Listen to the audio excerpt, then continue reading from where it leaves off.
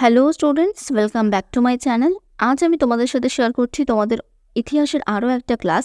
এর আগে আমি তোমাদের সাথে ইতিহাসের প্রথম চ্যাপ্টারটা কিন্তু শেয়ার করেছি। সেই ক্লাসগুলো তোমরা যদি এখনও অবধি না দেখে থাকো, ডেসক্রিপশন বক্সে আমি লিঙ্ক দিয়ে দেবো, তোমরা কিন্তু সেখান থেকে সেই ক্লাসগুলো দেখে নিতে পারো। তো চলো শুরু করা যাক। দ্বিতীয় চ্যাপ্টারটার নাম হচ্ছে আঞ্চলিক শক্তির উত্থান। 1707 খ্রিস্টাব্দে মুঘল সম্রাট ঔরঙ্গজেব মারা যান। 1757 খ্রিস্টাব্দে পলাশির যুদ্ধের মাধ্যমে ভারতীয় উপমহাদেশে ব্রিটিশ ইস্ট ইন্ডিয়া কোম্পানির উত্থান। এই দুয়ের মধ্যে ব্যবধান মাত্র 50 বছরের। তাহলে এই প্রথম পাতাতেই দেখো ইতিহাসের জন্য দুটো গুরুত্বপূর্ণ প্রশ্ন রয়েছে। সেটা হলো শর্ট কোয়েশ্চেন, যেমন কি কত খ্রিস্টাব্দে ঔরঙ্গজেব মারা যান এবং পলাশির যুদ্ধ কবে হয়েছিল। পলাশির যুদ্ধ কিন্তু হয়েছিল 1757 খ্রিস্টাব্দে এবং এইগুলো কিন্তু খুব ইম্পর্টেন্ট ছোট প্রশ্ন। বিশেষ করে পলাশির যুদ্ধ কবে হয়েছিল এবং কাদের মধ্যে হয়েছিল, এগুলো কিন্তু প্রায় পরীক্ষায় এসে থাকে। তাই তোমরা যখন বইগুলো পড়বে তোমরাও কিন্তু এগুলো আন্ডারলাইন করে রেখো। পাশে একটা ছবি দেওয়া রয়েছে এবং ছবিটা সম্পর্কেই পাশে মনে হচ্ছে লেখা রয়েছে, তো এটা আমি আর ডিটেলসে গেলাম না। পরের পাতায় যাওয়া যাক। কিন্তু এই 50 বছরে ভারতীয় উপমহাদেশের রাজনৈতিক ইতিহাস অনেকটাই বদলে গিয়েছিল। সম্রাট ঔরঙ্গজেব মারা যাওয়ার পরে খুব দ্রুত মুঘল সাম্রাজ্যের শক্তিও নষ্ট হতে থাকে। ফলে মুঘলদের পক্ষে তাদের সাম্রাজ্য ধরে রাখা সম্ভব হয়নি। অনেক ক্ষেত্রেই মুঘলদের এই অবনতিকে বিভিন্ন সম্রাটের ব্যক্তিগত দক্ষতা ব্যর্থতা দিয়ে ব্যাখ্যা করার চেষ্টা করা হয়। যদিও একটা সাম্রাজ্য তথা শাসন ব্যবস্থা শুধু ব্যক্তি সম্রাটের দক্ষতা যোগ্যতার ওপর নির্ভর করে না, তাহলে কিভাবে ব্যাখ্যা করা যাবে মুঘলদের সাম্রাজ্যিক অবনতিকে? সম্রাট জাহাঙ্গীর ও শাহজাহানের সময় থেকেই মুঘল শাসন কাঠামোয় ছোট বড় সমস্যা দেখা দিয়েছিল। সম্রাট ঔরঙ্গজেবের শাসনকালে বিশেষত শেষ দিকে মুঘল সাম্রাজ্যের কাঠামোগত দুর্বলতাগুলো স্পষ্ট হয়ে গিয়েছিল। ঔরঙ্গজেবের উত্তরাধিকারীরা সেই দুর্বলতাগুলো কাটিয়ে উঠতে পারেননি, বরং তাদের নানা অযোগ্যতার ফলে সেই দুর্বলতাগুলো আরও বেশি মাথাচাড়া দিয়েছিল। মুঘলদের সামরিক ব্যবস্থার অবনতি তেমনই একটা দুর্বলতা ছিল। বিশেষ কোনো সামরিক সংস্কার অষ্টাদশ শতকের মুঘল সম্রাটরা করেননি। ফলে সাম্রাজ্যের ভিতরের বিদ্রোহ হোক আর বাইরের আক্রমণ, দুর্বল সামরিক ব্যবস্থা সেসবের মোকাবিলা করতে ব্যর্থ হয়। শিবাজি ও মারাঠাদের আক্রমণ মুঘল শাসনকে ব্যতিব্যস্ত করেছিল। অন্যদিকে নাদির শাহের নেতৃত্বে পারসিক আক্রমণে বা আহমদ শাহ আবদালির নেতৃত্বে আফগান আক্রমণে দিল্লি শহর ধ্বংস হয়ে গিয়েছিল। তাহলে এখান থেকে দেখো দু একটা ইম্পর্টেন্ট প্রশ্ন যেমন রয়েছে, সেগুলো হচ্ছে কি যে দিল্লি কিভাবে ধ্বংস হয়ে গিয়েছিল, সেটা তোমাদের পরীক্ষার জন্য কিন্তু পরীক্ষায় দিতে পারে। আবার এখানে যেমন রয়েছে কি 1738-39 খ্রিস্টাব্দে কী হয়েছিল, নাদির শাহের নেতৃত্বে পারসিরা আক্রমণ করেছিল মুঘলদের উপরে। আবার আহমদ শাহের নেতৃত্বে কিন্তু আফগানরাও আক্রমণ করেছিল হচ্ছে 1756 থেকে 57 সালে। তাহলে পরীক্ষায় আসতে পারে কি মুঘল শাসকদের বা মুঘল সাম্রাজ্যে হচ্ছে পারসিরা কবে আক্রমণ করেছিল বা আফগানরা কবে আক্রমণ করেছিল, বা তাদের নেতৃত্ব কে দিয়েছিল, আফগানদের নেতৃত্ব দিয়েছিল কি আহমদ শাহ আবদালি। নেক্সট রয়েছে পাশাপাশি জায়গিরদারি ও মনসবদারি ব্যবস্থার সংকট মুঘলদের শাসন কাঠামোকে বিপর্যস্ত করে। বিশেষত ভূমি রাজস্বের হিসেবে নানা গড়মিল দেখা যায়। এর নেতিবাচক প্রভাব সাম্রাজ্যের অর্থনীতির উপরে পড়েছিল। তাছাড়া ভালো জায়গির পাওয়ার জন্য দলাদলি মুঘল দরবারের অভিজাতদের মধ্যে দ্বন্দ্ব তৈরি করে। দুর্বল সম্রাটেরা একটি অভিজাত পক্ষকে নিজের দলে টানার চেষ্টা করতেন। সব মিলিয়ে সম্রাট ও অভিজাতরা সুষ্ঠু শাসন ব্যবস্থার বদলে ব্যক্তিগত লাভ ক্ষতির প্রতি বেশি মনোযোগী হন। সাম্রাজ্যের আয় ব্যয়ের গড়মিল বাস্তবে চাপ তৈরি করেছিল কৃষি ব্যবস্থার উপর। সেই চাপের বিরুদ্ধে একাধিক কৃষি বিদ্রোহ দেখা যায়। এসবের ফলে অষ্টাদশ শতকের মাঝামাঝি সময়ে বিশাল মুঘল সাম্রাজ্যের কর্তৃত্ব দুর্বল হয়ে পড়েছিল। শাসন কাঠামোর দুর্বলতার সুযোগ নিয়ে বিভিন্ন আঞ্চলিক শক্তিগুলি এক একটি অঞ্চলে সর্বসেরা হয়ে উঠেছিল। তবে ওই শক্তিগুলি সরাসরি মুঘল কর্তৃত্ব অস্বীকার করেননি, বরং মৌখিকভাবে মুঘল কর্তৃত্বের বৈধতাকে সকল আঞ্চলিক শক্তি মেনে চলত। নিজেদের শাসনকে মান্যতা দেওয়ার জন্য আঞ্চলিক শাসকেরা মুঘল সম্রাটের অনুমোদন চাইত। এমনকি অনেক আঞ্চলিক রাজ্যই নিজেদের প্রশাসনকে মুঘল প্রশাসনের ছাঁচেই গড়ে তুলেছিল। বাস্তবে অষ্টাদশ শতকে বিভিন্ন আঞ্চলিক শক্তির উত্থান এক ধরনের রাজনৈতিক পরিবর্তনের সাক্ষী ছিল। রাজনৈতিক ক্ষমতা বিকেন্দ্রীভূত হয়ে পড়েছিল। তাই মুঘল শাসন ব্যবস্থা দুর্বল হলেও মুঘল রাষ্ট্র কাঠামো ভেঙে পড়েনি, বরং আঞ্চলিক শক্তিগুলোর মধ্য দিয়ে তা টিকেছিল। তাহলে এখানে দেখো তেমন ডিটেলসে মানে তেমন ইম্পর্টেন্ট কোনো আমরা প্রশ্ন পেলাম না। আর হিস্ট্রিতে খুব বেশি বোঝানোর জায়গা থাকে না। যেগুলো বোঝানোর আমি তোমাদের সাথে সেগুলো নিশ্চয়ই বুঝিয়ে দেবো। আর যেগুলো ইম্পর্টেন্ট প্রশ্ন বা যেগুলো ইম্পর্টেন্ট লাইন সেগুলো আমি তোমাদের কিন্তু মার্ক করে দেবো। তারপরে দেখো আঞ্চলিক শক্তিগুলো ছিল বিভিন্ন রকমের। তার কোনোটা প্রতিষ্ঠা করেছিল বিভিন্ন অঞ্চলের কর্মরত আঞ্চলিক প্রশাসকেরা। পাশাপাশি এমন কিছু রাজ্য ও স্বতন্ত্র হয়ে ওঠে যারা আগে মুঘল রাষ্ট্রের অধীন কিন্তু স্বশাসিত ছিল। আঞ্চলিক শক্তিগুলির মধ্যে 3টি শক্তি ছিল প্রধান, সেগুলো হলো বাংলা, হায়দ্রাবাদ আর অযোধ্যা। তাহলে এখান থেকে দেখো এটা তোমরা আন্ডারলাইন করে নিও কোন আঞ্চলিক শক্তিগুলো প্রধান ছিল, যেমন কি ছিল বাংলা, হায়দ্রাবাদ আর অযোধ্যা। এই 3টি আঞ্চলিক শক্তির প্রধান ছিলেন 3জন মুঘল প্রাদেশিক প্রশাসক। তারা কখনো আনুষ্ঠানিকভাবে মুঘল কেন্দ্রীয় প্রশাসনের বিরোধিতা করেননি, যদিও নিজেদের অঞ্চলে তাদের প্রশাসনিক ক্ষমতা ছিল প্রায় চূড়ান্ত। তারপরে দেখো দেওয়া রয়েছে বাংলা সম্পর্কে। সুবা বাংলার রাজস্ব ঠিক মতো আদায় করার জন্য মুর্শিদ কুলি খানকে বাংলার দেওয়ান হিসেবে পাঠিয়েছিলেন সম্রাট ঔরঙ্গজেব। সম্রাট বাহাদুর শাহর আমলেও মুর্শিদ কুলি ওই পদেই বহাল ছিলেন। দেওয়ান পদে মুর্শিদ কুলির নিয়োগ পাকাপাকি করে দেন সম্রাট ফারুক শিয়র। 1717 খ্রিস্টাব্দে মুর্শিদ কুলিকে বাংলার নাজিম পদ দেওয়া হয়। ফলে দেওয়ান ও নাজিমের যৌথ দায়িত্ব পাওয়ার জন্য সুবা বাংলায় মুর্শিদ কুলির ক্ষমতা চূড়ান্ত হয়ে পড়ে। আঞ্চলিক শক্তি হিসেবে বাংলার উত্থান ঘটে মুর্শিদ কুলি খানের নেতৃত্বে। তাহলে এইটুকু পার্টে রয়েছে কিন্তু বেশ কয়েকটা ইম্পর্টেন্ট প্রশ্ন, যেমন কি রয়েছে দেখো মুর্শিদ কুলি খানকে বাংলার দেওয়ান হিসাবে কে পাঠিয়েছিলেন? ঔরঙ্গজেব। আবার আসতে পারে যে ঔরঙ্গজেব কাকে বাংলার দেওয়ান হিসাবে পাঠিয়েছিলেন। এছাড়াও দেখো সম্রাট বাহাদুর শাহ কিন্তু তাকে কি করেছিল, ওই পদেই রেখেছিল। আর তাকে পাকাপাকিভাবে দেওয়ান কি করে দেয় যদি প্রশ্ন আসে, তখন কিন্তু হয়ে যাবে ফারুক শিয়ার। তখন আবার ঔরঙ্গজেব বললেও হবে না, বাহাদুর শাহ বললেও হবে না, পাকাপাকিভাবে সেই পদটা কিন্তু ফারুক শিয়ার দিয়েছিল। আর 1717 খ্রিস্টাব্দে কিন্তু মুর্শিদ কুলিকে বাংলার নাজিম পদ দেওয়া হয়। তাহলে নাজিম পদ কবে পায়? 1717 খ্রিস্টাব্দে। এই পৃষ্ঠাটা কিন্তু খুব ইম্পর্টেন্ট, এই প্যারাটাও খুব ইম্পর্টেন্ট, তাই তোমরা কিন্তু এটা ভালো করে মুখস্থ করে নেবে। আর এতক্ষণ যদি ক্লাসটা তোমাদের ভালো লাগে, ক্লাসটাকে কিন্তু একটা লাইক করো, কমেন্ট করো, তোমাদের ফ্রেন্ডদের সাথে বেশি করে শেয়ার করে নিও। আর যারা এখনও সাবস্ক্রাইব করোনি তারাও কিন্তু সাবস্ক্রাইব করে নিও। তো চলো পরেরটুকু দেখা যাক। টুকরো কথা রয়েছে মুর্শিদ কুলি খানকে ঔরঙ্গজেবের চিঠি। সম্রাট ঔরঙ্গজেব তার মুন্সি ইয়ানেত উল্লাহকে চিঠি লিখিয়ে বাংলার দেওয়ান মুর্শিদ কুলিকে পাঠিয়েছিলেন।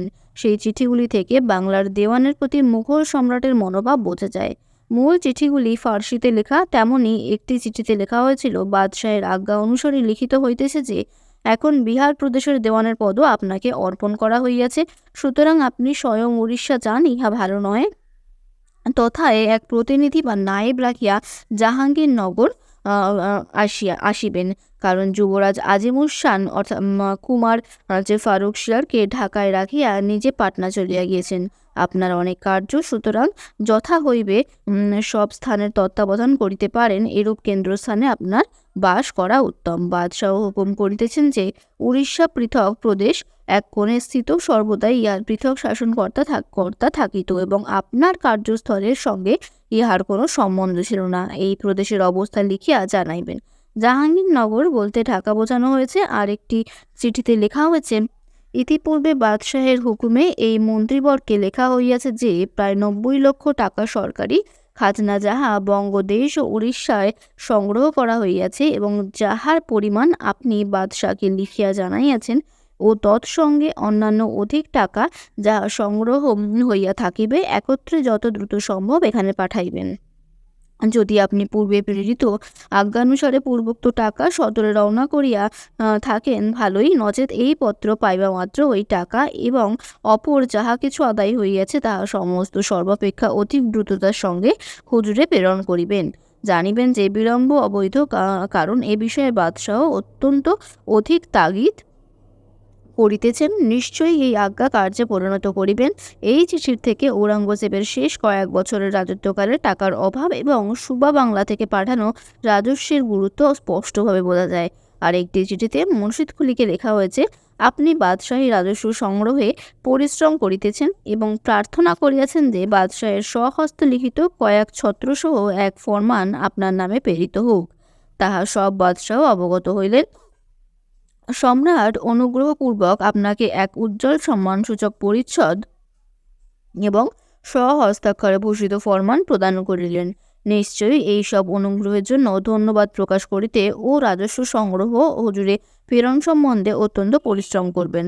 অতি শীঘ্র খেলাত ও ফরমান আপনার নিকট প্রেরিত হইবে।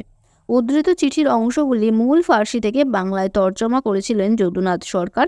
তার মুর্শিদকুলি খাঁর অভ্যুদয় প্রবন্ধ থেকে উদ্ধৃতিগুলি নেওয়া হয়েছে। মূল বানান অপরিবর্তিত। অর্থাৎ তোমরা যদি এই জায়গাটা মানে ভালো করে খেয়াল করো, বুঝতেই পারবে এটা কিন্তু আমরা যখন যেভাবে কথা বলি সেভাবে লেখা নেই।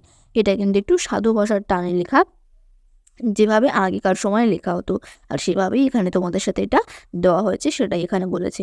বাট এইখানে কিন্তু তেমন কোনো ইম্পর্টেন্ট প্রশ্ন নেই, যেটুকু ছিল সেটুকু আমি তোমাদের বলে দিলাম। তারপরে দেখো রয়েছে, মুর্শিদকুলির আমলে বাংলায় একদল ক্ষমতাবান জমিদার শ্রেণী তৈরি হয়। তারা নাজিমকে নিয়ে নিয়মিত রাজস্ব দেওয়ার বদলে নিজেদের অঞ্চলে ক্ষমতা ভোগ করতেন। মুর্শিদকুলির আমলে বাংলার রাজনৈতিক পরিস্থিতি ব্যবসার পক্ষে অনুকূল ছিল। স্থল ও সমুদ্রপথে নানান দ্রব্য সুবা বাংলা থেকে রপ্তানি করা হতো। হিন্দু, মুসলমান ও আর্মেনীয় বণিকরাই ওই ব্যবসায় প্রভাবশালী ছিলেন। হিন্দু ব্যবসায়ী উমিচাঁদ, আর্মেনীয় ব্যবসায়ী খোজা ওয়াজিদ ছিলেন এদের মধ্যে অন্যতম। তাহলে এই যে দুজন ব্যবসায়ীর নাম পেলে এটাও কিন্তু তোমরা আন্ডারলাইন করে রেখো। এইসব ধনী ব্যবসায়ী ও মহাজনদের হাতে অর্থনৈতিক ক্ষমতার পাশাপাশি রাজনৈতিক ক্ষমতাও ছিল। শাসকেরা এদের সহায়তার উপর নির্ভর করত। এ প্রসঙ্গে মুর্শিদাবাদের বিখ্যাত মূলধন বিনিয়োগকারী জগৎ শেঠের নাম করা যায়। সুবা বাংলার কোষাগার ও টাকশাল জগৎ শেঠের পরোক্ষ নিয়ন্ত্রণেই চলত। তাহলে সুবা বাংলার কোষাগার ও টাকশাল কার পরোক্ষ নিয়ন্ত্রণে চলতো যদি জিজ্ঞাসা করা হয়, তখন কিন্তু উত্তরটা হয়ে যাবে জগৎ শেঠ। তারপরে রয়েছে টুকরো কথা জগৎ শেঠ। মুর্শিদাবাদের রাজনীতি ও অর্থনীতিতে বণিকদের বেশ প্রভাব ছিল।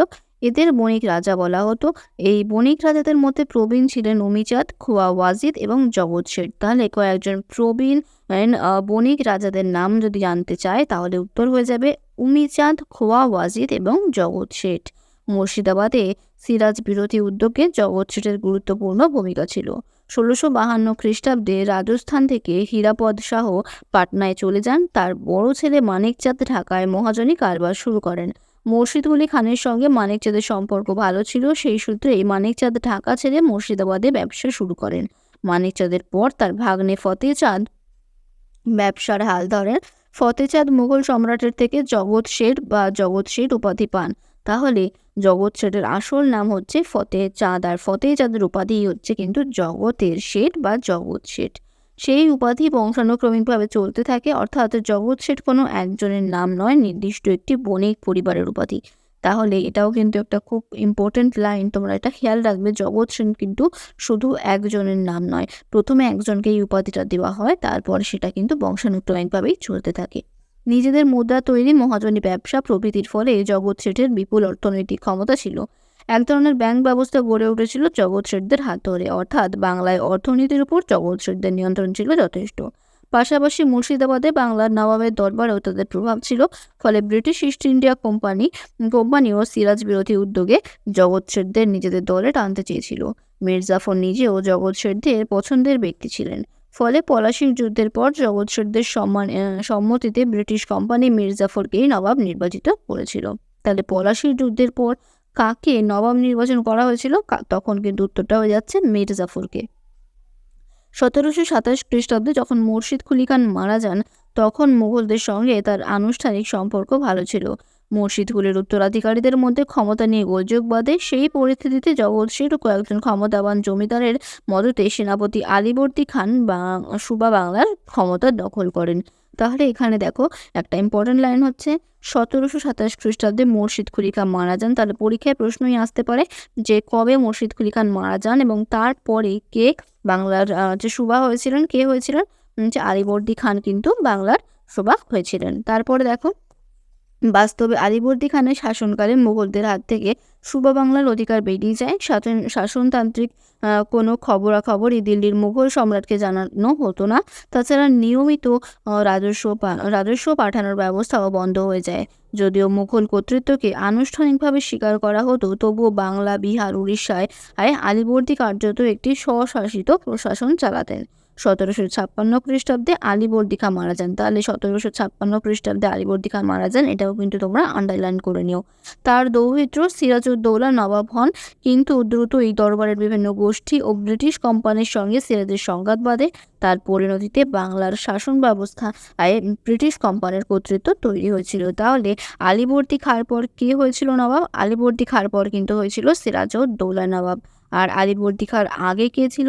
মুর্শিদ কুলি হয়েছিল। দেন মুর্শিদ কুলি খাঁর পর হয়েছেন আলীবর্দী খাঁ নবাব। তখন আমি হয়তো সুবা বলে ফেলেছিলাম, ওটা হবে হচ্ছে আলীবর্দী খাঁ, এবং তারপরেই হচ্ছে সিরাজউদ্দৌলা।